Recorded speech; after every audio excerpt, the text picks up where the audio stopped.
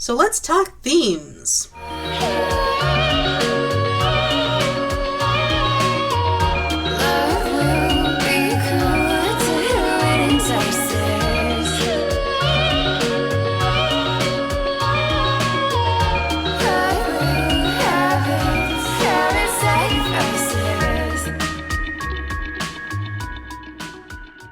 The 1879 Gilbert and Sullivan comic opera, The Pirates of Penzance, features an iconic comedic song, the Major General song, also known as the modern Major General song, or that one fast-paced song everyone parodies. I am the very model of a modern Major General. I've information, vegetable, animal, and mineral. I know the kings of England and I quote the fights historical from Marathon to Waterloo in order categorical. The song is structured as though it builds up this extremely intimidating Major General as he shows up to confront a bunch of threatening pirates, literally singing his own praises. People consequently remember it as talking about how intelligent he is. One parody, Tom Lair's The Elements, is about teaching the names of elements. There's antimony, arsenic, aluminum, selenium, and hydrogen, and oxygen, and nitrogen, and rhenium, and nickel, neodymium, neptunium, germanium, and iron, americium, ruthenium, uranium. It flows naturally from the source material, which seems like it's about being smart, proving how you know so much more than other people.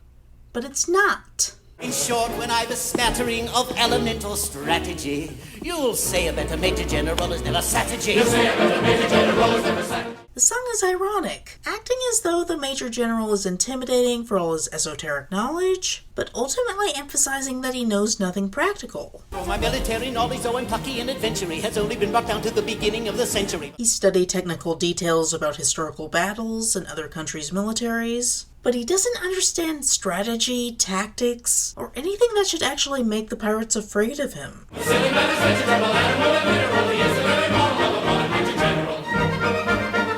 The Major General is bad at his job. The way most people don't get that and think of the Major General as a really smart guy and someone who these pirates should be afraid of is an example of facsimile that captures the sentiment surrounding General Ludendorff of the German Empire and Nazi Germany. This man fought in World War I and is part of the reason the Germans lost the war. I mean, it's complicated. There was a munitions shortage. They were outgunned.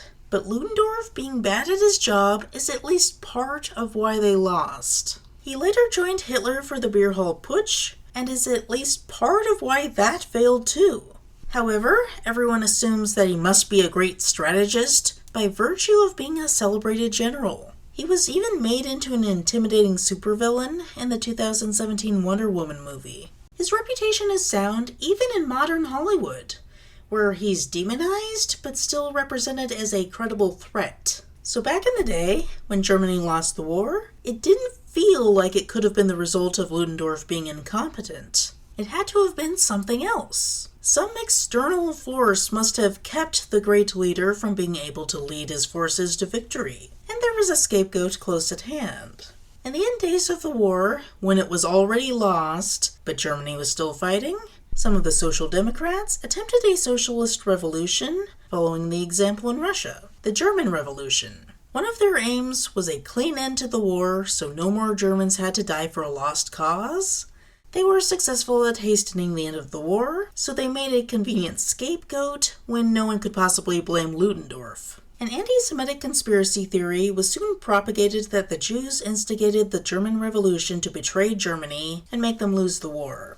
Ludendorff refused to take responsibility for the military defeat and latched onto the phrase, "stabbed in the back." This prideful refusal to accept that the German forces just weren't that good and that they honestly lost the war led to the actual big lie of Nazi Germany, that the Jews orchestrated a conspiracy to stab Germany in the back for the sake of making money from its defeat in World War I.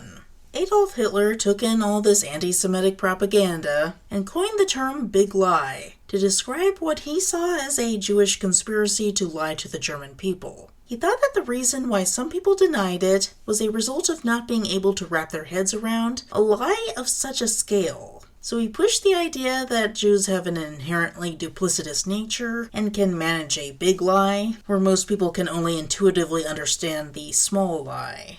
You'd have to be a real smart guy like him to even be aware of the concept of big lies. Not that he has an inherently duplicitous nature or anything. The inherent irony being that Hitler lied to the German people, pushing a big lie that the Jews orchestrated a big lie. The CIA ended up accepting this term, big lie, and used it to describe widespread propaganda, and it wound up in modern discourse to describe Donald Trump telling the big lie that he won the election, and that the idea he lost was a leftist big lie. With very small hands. The quoted description of big lies in Mein Kampf, in part 1 of this video series, is fascinatingly insightful into the nature of lying and also supremely ironic for itself representing a big lie about Jews, presenting an anti-Semitic conspiracy theory that Jews pushed a big lie. The Nazi regime is an oppressive time period with the noted presence of lies everywhere and active musing on lies that is itself marked with lies. French philosopher Albert Camus lived through the Nazi occupation of France and observed this firsthand, and it informed some of his writings when he made propaganda for the French resistance. His letters to a German friend, Political Dialogue, intended to persuade people not to embrace Nazism, teases out the truth of what nationalism actually is. All his writings, in fact, from the absurdist musings on why not to commit suicide and the myth of Sisyphus, to the description of the tendency to ignore a major societal problem in the plague, are oppositional to the danger of fascism. To be a fan of Camus is to be, to some extent, a fan of anti-fascist philosophy. If you're intimately familiar with the history of fascism, maybe because you're Jewish, and you happen to be making a web series set in a Camusian hellscape because you're ripping off Welcome to Night Vale, which is itself a Camusian hellscape, and you want your naive protagonist to face the fact that the stories she tells herself about how the world works are not just wrong, but harmful lies, making her into a monster comparable to her vampire girlfriend, I can see where you might get the idea that your second season could be about Nazi Germany. This is my best guess as to why the theme is there. I think it was horribly executed and unintentionally anti-Semitic as a result, but I can see where the thematic connection could have been made. Might I say, comparing Laura, our beloved, adorable protagonist, to Hitler, took, chutzpah. On our blog, Ellen Simpson said, Carmilla's sophomore season really allowed the inherent darkness of the story to shine through. We got to see the narrative venture into exploring things that aren't always the easiest to digest. Second acts can make or break a story, but we refuse to shy away from taking risks. After all, stories that play it safe aren't nearly as rewarding as those who dare to try something a little bit different. That is true. They can also make narrative problems more problematic. The Nazi metaphor is deeply entrenched into the Season 2 plot. Almost every beat seems to be an allusion to either the historical period itself or Camus, who is himself a product of the period. Unfortunately, the metaphor is muddled to the point of incoherence. Fundamentally, the plot structure doesn't firmly designate historical roles to specific characters or factions, assigning multiple roles to the same characters. This both weakens the metaphor and creates problematic implications when the plot butts up against history. Maddie is Hitler, the Kaiser, an oppressed Jew, and a figure from anti-Semitic propaganda. Likewise, Carmilla is both the oppressed Jew and a figure from anti-Semitic propaganda. Laura is a fascist who comes to embrace the French resistance, but she's also a social democrat rebelling against the Kaiser. Theo is Ernst Röhm, the Nazi who killed Ernst Röhm, and a figure from anti-Semitic propaganda. Vordenberg is unambiguously supposed to be Hitler, but his victims are so muddled in their representation that he looks like he has a point. Also, some of his minions are former East Germans, a totalitarian but anti-Nazi regime. You guys do realize that Stasi and Nazi are two different words? It's an unholy mess. The Nazi parallel is flawed from the ground up.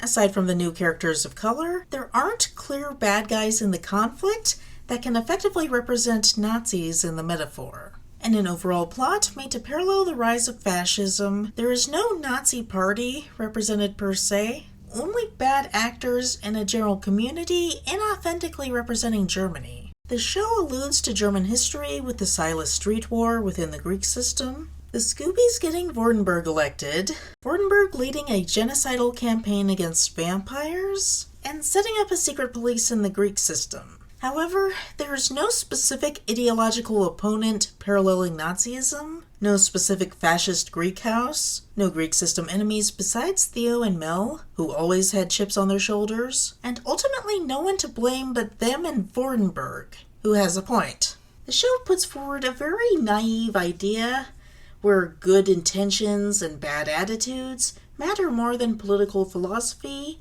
and what one actually does. Vordenberg is, in theory, hateful toward Carmilla and her kind, but he targets mass murderers, and is really more of a good guy with issues than a sympathetic bad guy. The most you should be able to say about a Hitler figure is that it's tragic he didn't just get therapy instead of committing to evil actions. But Vordenberg has a real understandable point that these people should receive the full force of the law. In a fantasy context where we've decided that the death penalty without trial is acceptable, the way that we've decided that torture is acceptable. Meanwhile, the characters of color acting coldly and rude, upsetting the standard of emotional warmth set by the white characters, is framed as worse than the Hitler figure targeting the Jewish figures. This gives the plot an unintended white supremacist theme.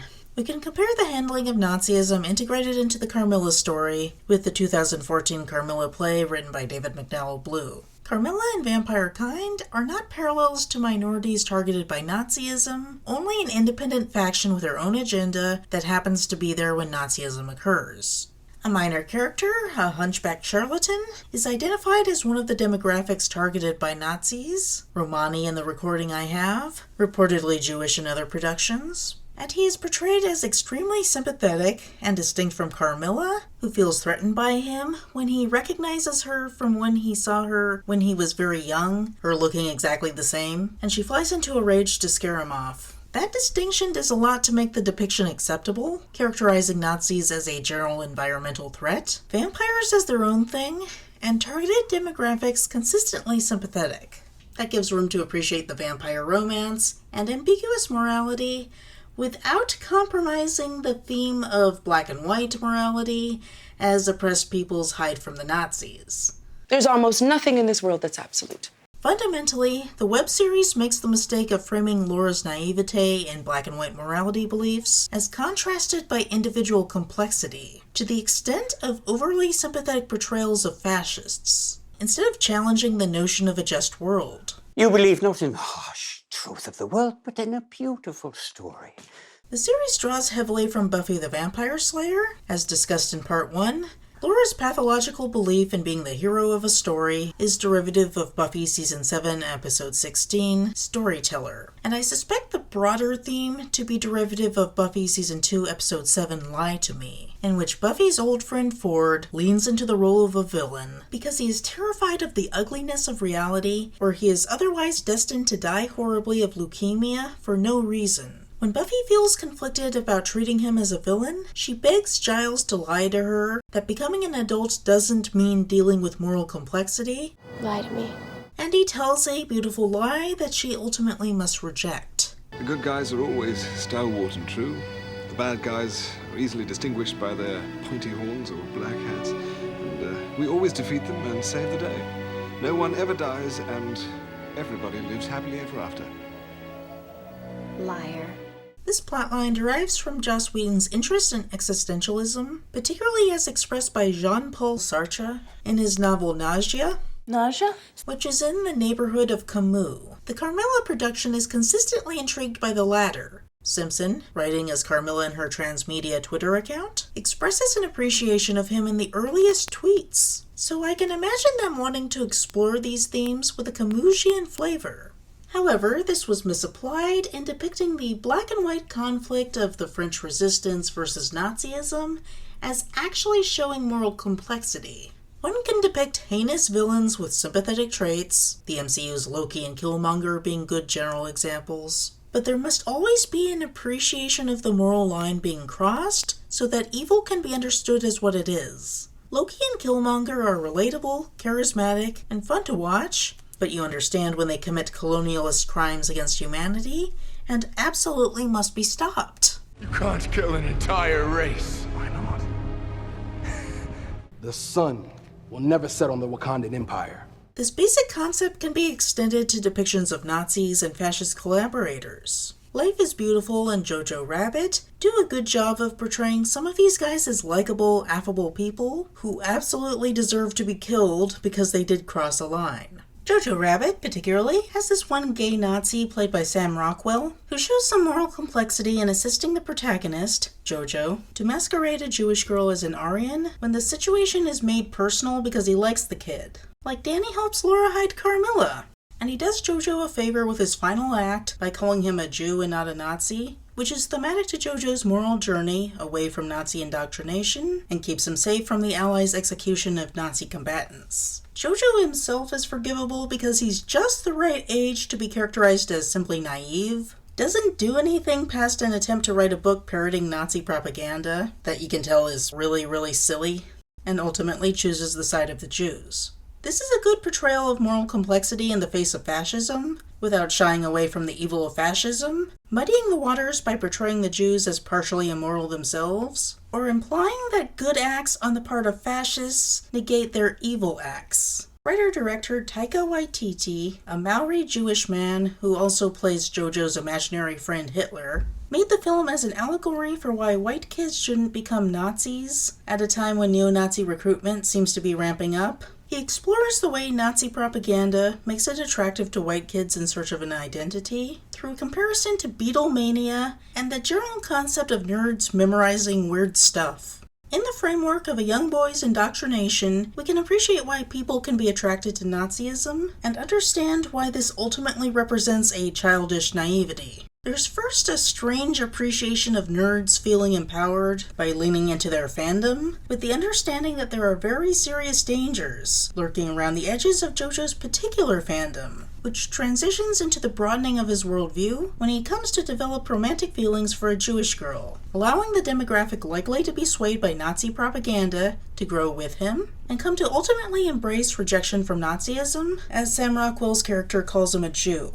By that time, we all understand how limited the Nazi fandom really is, and want Jojo to mature into someone who can tell his Hitler role model to fuck off. Fuck off, Hitler.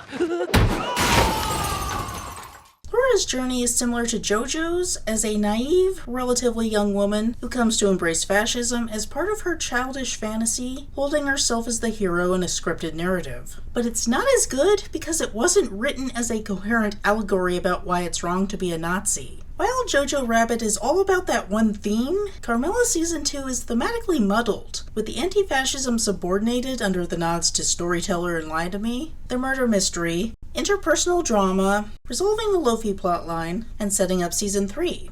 The theme of deconstructing the monster romance genre also gets in the way, but it doesn't have to, because Jojo Rabbit also does something similar with the Jewish girl, Elsa. Yes, I'm sure that's a reference. Appearing like some kind of vampire from Jojo's perspective, given how anti-Semitic propaganda portrayed Jews as vampires. Do you know how much we love the taste of blood?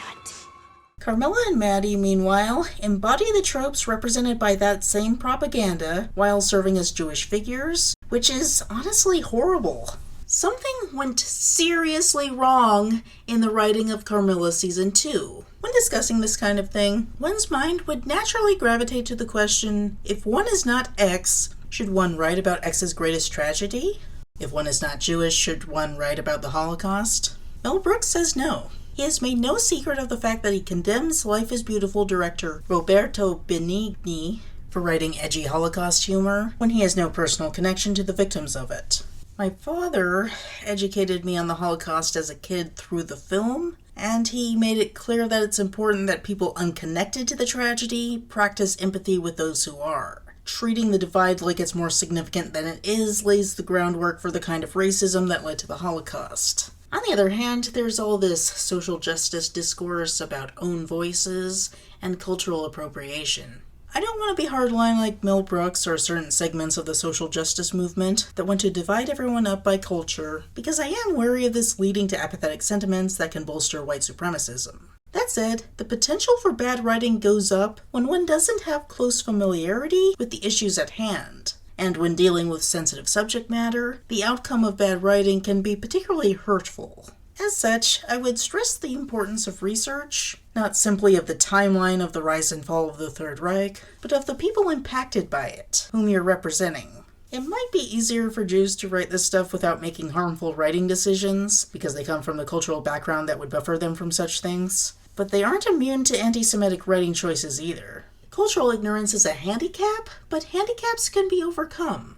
My speculation on what went wrong with Carmilla Season 2 is that Steph Wachnin wanted to produce a Holocaust story and had 2 Gentile writers, whom she assigned homework. Jordan Hall and Ellen Simpson did the best they could and put a lot of research into the Nazi regime, but ultimately didn't have the grounding in Jewish storytelling to avoid problematic implications. As a result, we got a Hitler figure with a point, Jewish figures to view with suspicion, and beloved literal fascists no one realizes are literal fascists. However, for all the season's faults, it nails the Camusian tension of any good Holocaust story. In the Carmilla Transmedia Twitter account, Carmilla talks about studying Camus. Likewise, Laura's Twitter describes Laura looking at Carmilla's Camus textbook and shares a quote from it. In Season 2, Laura reads directly from this textbook on screen. In the flash sideways, Maddie and Carmilla argue about philosophy in a way evocative of Camus' rejection of Nietzschean nihilism. The show wants you to understand that Camus is thematically important. In his 1942 essay The Myth of Sisyphus, written during the Nazi invasion of France, Camus muses on the importance of committing to staying alive in the face of the absurd. He opens with the question, why not commit suicide, when life seems to be meaningless, and spends the remainder of the work answering that question. Though he frames things in universal terms, such as understandable in peacetime, most scholars read a subtext into it about wartime apprehension. In 1940, when he started writing it, it would have seemed like the world had gone mad. The threat of death from fascism was looming overhead, with all order breaking down as millions fled from the German incursion into French territory. Remaining alive in a world of such extreme tension, when there is no security of civilized existence, would seem absurd and repugnant, and many would consider suicide. What then makes life worth living? Camus points to moments of happiness, forged inside of a chaotic existence. The emotional bonds we share with one another, and the feelings of success we have by simply struggling against insurmountable problems, day in and day out, like Sisyphus perpetually rolling his boulder up a hill, never to fully accomplish his task. Camus concludes that we must imagine Sisyphus happy, not merely joyful, but content and happy with his existence. This theme is very well represented in a certain postmodern urban fantasy work, depicting people just surviving in a chaotic world filled with hostile paranormal entities and evil conspiracies, resembling the Nazi occupation of France. I am speaking, of course, of Welcome to Night Vale. This ongoing audio drama, which started in 2012, hits the Camusian theme squarely on the head. And then, in 2014, Carmilla ripped it off, along with Harry Potter, Buffy, Lonely Girl 15, Veronica Mars, and a handful of other things. Uberwald notwithstanding, Silas is not nearly as nasty as Night Vale, and Carmilla doesn't represent the Camusian theme quite as well in its basic plot structure, but specifically emphasizes it in Season 2. Clearly, the production is composed of Camus fans. Life is awful and incomprehensible, so it's usually better to be terrified together. JP's expression of his personal philosophy to laugh and parry is an adequate one-sentence summation of the myth of Sisyphus. The Scoobies can find happiness in the middle of their struggle against repugnant, meaningless absurdity. It's the principle of the thing. Meanwhile, Laura is too prideful to be happy because she sticks to her principles too much. Those who prefer their principles over their happiness, they refuse to be happy outside of the conditions they seem to have attached to their happiness. Sounds light and frothy. It's comforting. He understands that love doesn't mean the same thing to everyone. I think that's the saddest thing I've ever heard. When Laura realizes how her principles make her resemble the train wreck Vordenberg, she starts to drop them and replace them with a simplistic altruism. Without being glued to the idea of being a good guy, she can embrace happiness in simpler terms, like the selfish Carmilla. You know, one moment you could get sucked into a hell pit, and the next moment you could get pulverized by a meteor, and really, in the grand spectrum of things, it'll mean nothing. If nothing means anything, then the only thing that means something is what we make. There is no meaning in the chaos of life, but she can love Carmilla and care for her friends and find happiness in the struggle to help people. And right now there are a whole host of people who need our help. Camus emphasized fighting injustice. In his Letters to a German Friend, Anti-Fascist Propaganda, he wrote, "Against eternal injustice, man must assert justice. And to protest against the universe of grief, he must create happiness." Welcome to La Résistance! Fascism isn't the only threat out there, but was a major one in Camus' day, and is in the web series, and a few bad writing choices notwithstanding, the opposition of such is directly compelled by a strong ethical framework. Fascism is made up of individual people, some of whom can be reached, others not. The Styrian villagers represent members of a pogrom and are functionally diehard Nazis who can't be reached. The individual members of the Brown Jackets seem like they can be reached, and while Theo is ultimately disappointing, most of them can be. Carmilla is reachable. Maddie may have been reachable, and Laura stops herself before she turns into Vordenberg. The anti-fascist theme is extremely flawed, but generally present in a way that shouldn't be discounted out of hand. For whatever else might be wrong with the plot, the Camusian theme is represented excellently. This probably represents Steph Walkmean trying to give the show an anti-fascist Holocaust theme, Ellen Simpson and Jordan Hall not being very effective at it, but all of them appreciating Camus and being able to bring that theme into focus. Existentialist. Absurdist at best. Whoa, I will show you absurd.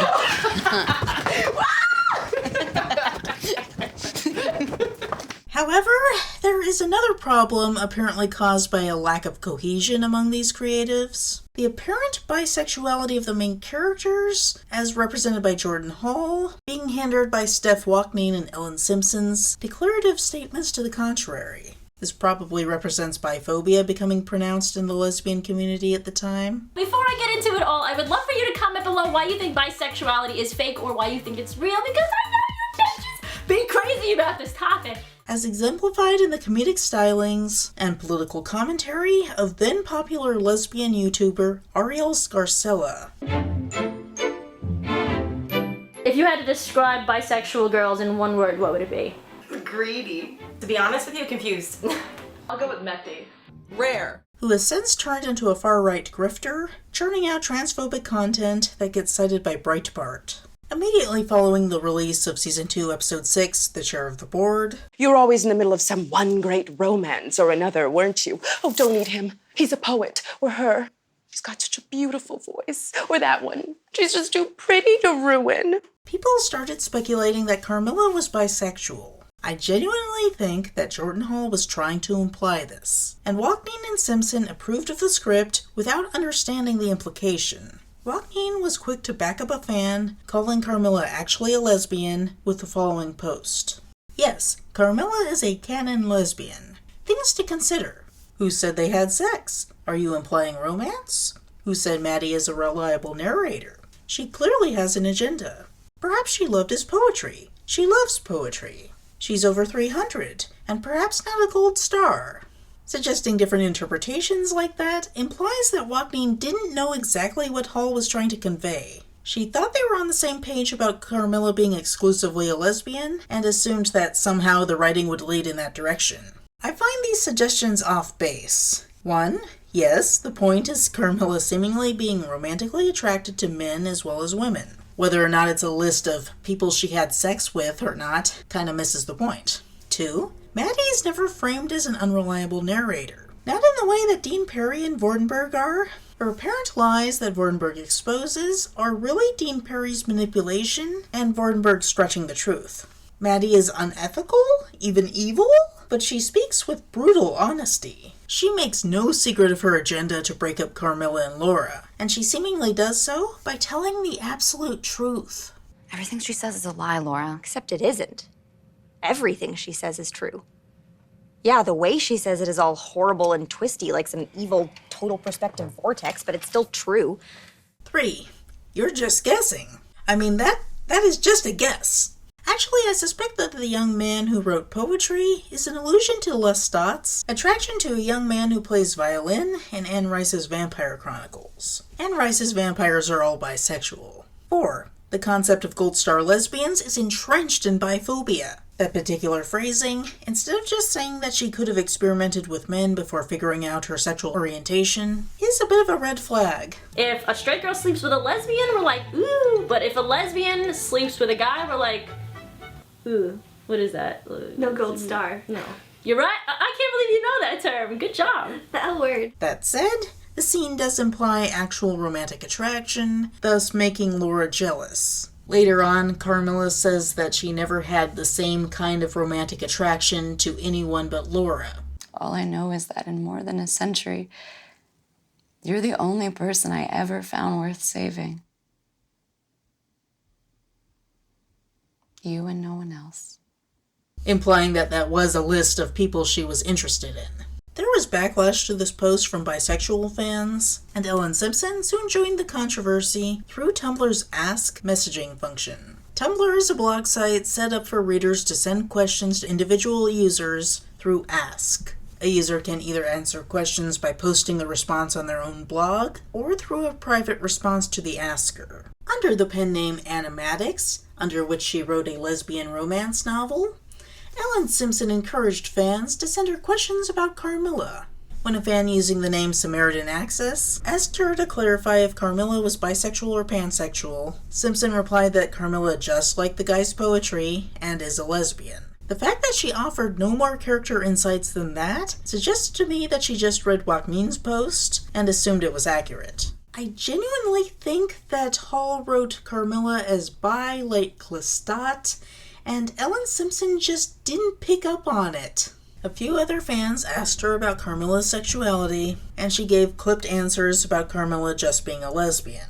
Then, a fan using the username Hunger Royale sent her a critical ask accusing her of being biphobic and committing queer erasure by denying Carmilla's sexuality after the poet scene strongly implied she was bisexual. Simpson sent a private response to angrily rant about how the fan was being lesbophobic by erasing lesbian sexuality. Not the kind of thing one does when one's feelings on bisexuals in the lesbian community are perfectly neutral, and restated Wacmin's suggestion that Maddie is an unreliable narrator and Carmilla just loves poets. Again, that is not what's implied by the scene, nor is Maddie ever framed that way. You were always in the middle of some one great romance or another, weren't you? The most that's ever revealed in the show about the scene being inaccurate is Carmilla telling Laura that she's the first one who Carmilla has had such strong romantic feelings for. Meaning Laura shouldn't be jealous of all the other people Maddie implied that Carmilla has had feelings for in the past. Not, I'm a lesbian and was thus not attracted to the poet, but my feelings for the poet, Elle, and various other people don't compare to my feelings for you, Laura, a specific person I'm attracted to now. I could just eat you alive. Oh, whoa. Ah, biting! Oh, ow! Oh, whoa! In theory, Simpson was the showrunner, keeping the plot straight across all forms of media, but I think she misunderstood what Hall wrote in the script. It looks like a portrayal of Carmilla being bisexual, communicated through implicit acceptance of her identity, and Simpson approved it while believing that Hall understood Carmilla as an exclusive lesbian, and assumed that the scene didn't have any inaccurate depiction of the character because Maddie was lying, or she was telling the truth, but Carmilla just likes poetry, or, something. If it seems unrealistic that Simpson could make such an egregious error, consider that she also made a rather large mistake about Perry's backstory. In Season 1, Hall wrote a scene where LaFontaine explains that Perry has always had difficulty with weirdness. Perry likes normal. She's been that way since we were kids. She used to play monsters, and she'd pretend to be the monster's mommy. And wouldn't it be nice if we brushed our monster teeth and did our monster homework?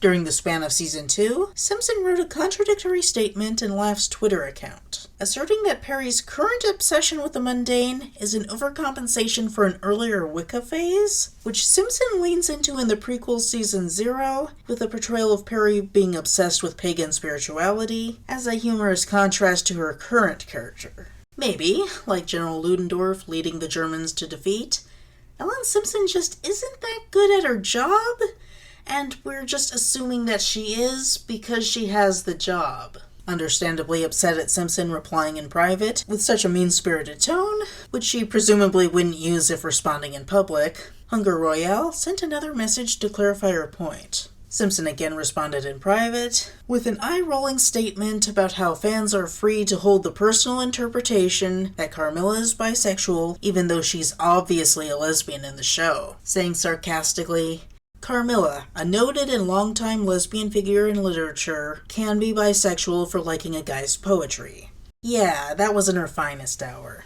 It calls to mind the contrasting way Mark Hamill handled fans asking if Luke Skywalker could be gay or bi. In 2016, a fan shared that after asking if Luke could be bi, Hamill DM'd her, emphasized the subjective nature of art, and said that the character was up to interpretation. Because Luke's sexuality is never directly addressed in the work, and his only love interest was retconned as someone he always instinctively knew was his sister, then fans can interpret his sexuality however they like. Later on, he elaborated to a reporter, fans are writing and ask all these questions. I'm bullied in school. I'm afraid to come out. They say to me, could Luke be gay? I'd say it is meant to be interpreted by the viewer. If you think Luke is gay, of course he is. You should not be ashamed of it. Judge Luke by his character, not by who he loves. Hamill does everything right and speaks from a place of great compassion. On the other hand, Simpson speaks from a place of great anger and disrespect. Hunger Royale published the comments on her personal blog, entering into a fandom dispute where various bisexual fans would say that they personally interpreted Carmilla as bisexual, and then a bunch of lesbian fans screamed at them that they were being lesbophobic and erasing lesbian identity. Multiple fandom spaces outright banned the interpretation of Carmilla as bisexual from being discussed. Some people went looking for fanfiction depicting Carmilla as bisexual to harass the authors for being lesbophobic, trying to name and shame them in fan spaces to have them ostracized from the community for spreading hatred of lesbians. Not the fandom's finest hour, and it was all influenced by TERF spreading biphobia in the lesbian community because they understood that biphobia was a gateway hatred to transphobia. This is a well-documented manipulation at this point, but let's talk about the assertion that Carmilla has long been considered exclusively lesbian. 'Cause that's wrong. While Carmilla in the novella was only depicted as attracted to girls, the character has, off and on, been adapted as bisexual. The 1970 film The Vampire Lovers depicts Carmilla as pretty much what she is in the novella, seducing and eating girls, but she also seduces a male butler and is implied to have a relationship with the head vampire, a character created for the film. Also, check out that poster. Carmilla and the other vampires seem to be harassing both men and women. The 1971 Vampire Lovers sequel, Lust for a Vampire, portrays Carmilla as preying on schoolgirls, but willing to date the male protagonist. Portrait of Carmilla Karnstein. Died 1710. Do you know who the portrait was of, Mircalla? It was you.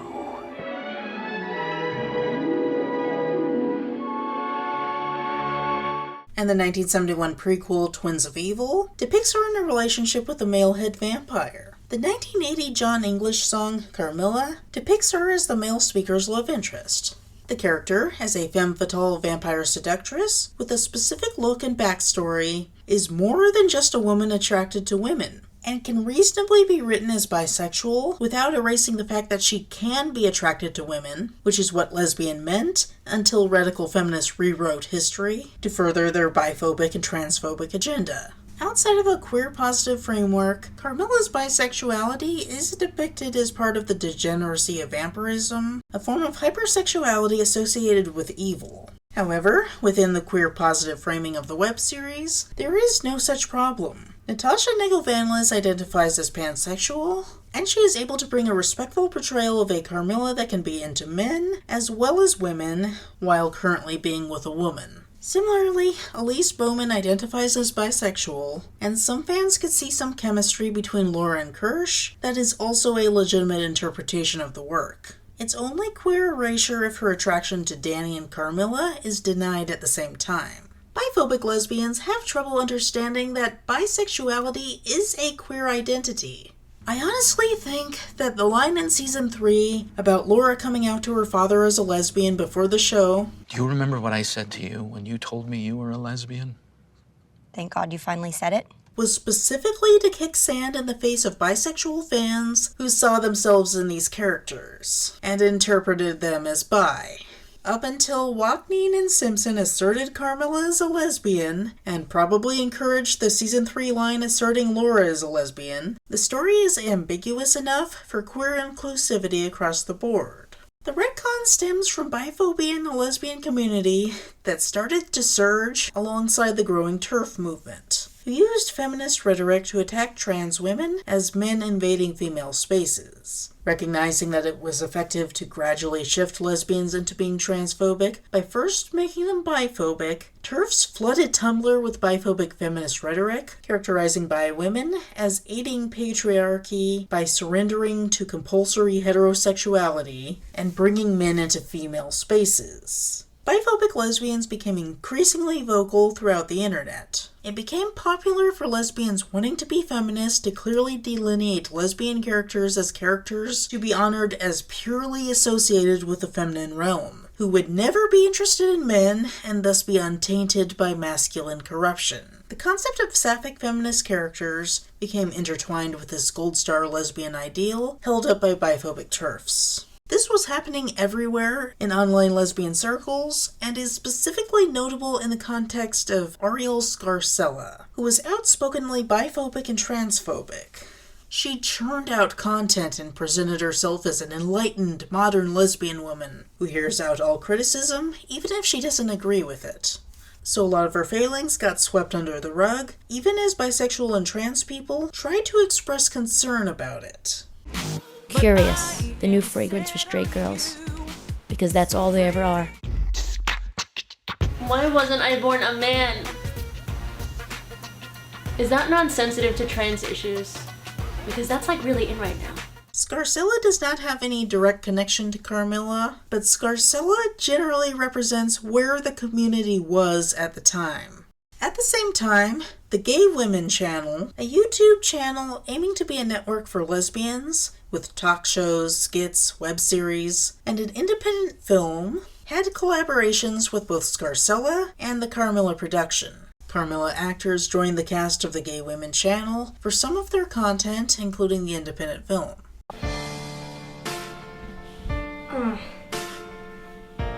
Are you okay? Oh, my cramps are killing me. Well, I'm looking for the heating pad, but I can't find it. The Gay Women Channel also had a long-standing problem with biphobia, not to mention transphobia. Let's talk about stupid bisexual celebrities. The ones who are like married to men, and then all of a sudden, 10 years into the marriage, they're like, oh yeah, but I'm a bisexual. Like, fuck you are. Don't make fun of bi girls, because they are the most sensitive of all people. I never leave the bar without picking up a few ladies. You're all about pushing your boundaries, so why not give the bi guy a try? You're usually not the jealous type, but you're constantly monitoring who he has his eye on. Guys, girls, they're all up for grabs. This one will literally fuck any available bowl. Okay, so I play Mika, and a little bit of a free spirit, kind of spontaneous and bisexual. Yeah, I mean, I guess I could just say bisexual and that sort of That pretty much explains everything. Yeah. One of those bisexuals. Yeah. I'm one of the bisexuals. Ew. Sometimes I forget that you bisexuals like men. I try and forget that you like men because it's one of your worst qualities. These lesbian tacos were so easy, I should have called them bisexual tacos. The cruise ship that Jeannie and I took, Olivia Cruise Ships.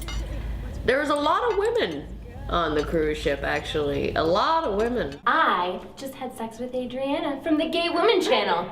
You're such an amateur. I slept with Joanne and Julia. The Carmilla production was swimming in the same waters as TERF propaganda. We are very excited because we have extra special guests from the critically acclaimed web series Carmilla.